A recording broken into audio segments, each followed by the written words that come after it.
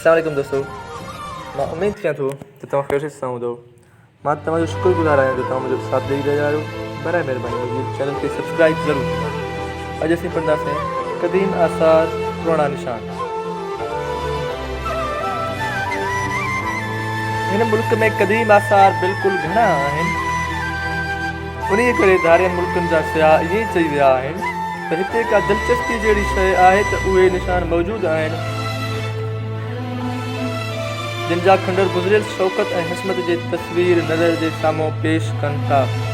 मुस्लमाननि जे लाइ बिलख़सूस इहा ॻाल्हि ज़्यादा आहिनि।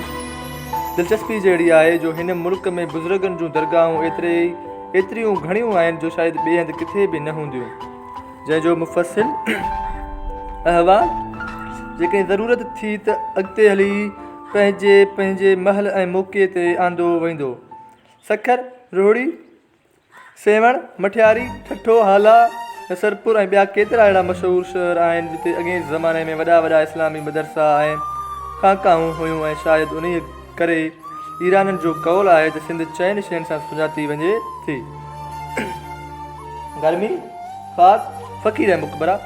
ग़ालिबन उहो ई रंग ॾिसी किन यूरोपियन मुसनिफ़नि हीअ राय क़ाइमु कई आहे त क़ाबिली सैयदनि ऐं बेकार मज़हबी पेशवाउनि जी जेतिरी क़दुरु पुरदाख़त ऐं ख़ातिर तवाज़े सिंध में थिए थी अहिड़ी किथे बि न थींदी हूंदी। हिकु क़दीम अंग्रेज़ मुसनिफ़ लिखे थो त सिंधी माण्हू कंहिं बि ॻाल्हि में एतिरी फ़ियाज़ नथा ॾेखारनि जेतिरी सैयदनि खे खाराइण में, कंहिं बि कम ते एतिरी तयारी नथा कनि जेतिरी मज़हबी मामलात में, ऐं कंहिं बि कम में एतिरो जोश नथा ॾेखारनि जेतिरी क़दुरु ईद जी ख़ुशीअ में। उन्हनि जो ज़ौक़ ॿिए कंहिं बि शइ में एतिरो नज़र नथो अचे जेतिरो मुक़बरनि खे सींगारण में। महिरबानी दोस्तों, बराए महिरबानी सां चैनल खे सब्सक्राइब कयो, पंहिंजे दोस्तनि सां शेयर कयो। पाण जल्द मुलाक़ात कंदासीं हिकु नई वीडियो से। तेसीं ताईं पंहिंजो ख़्यालु रखंदा।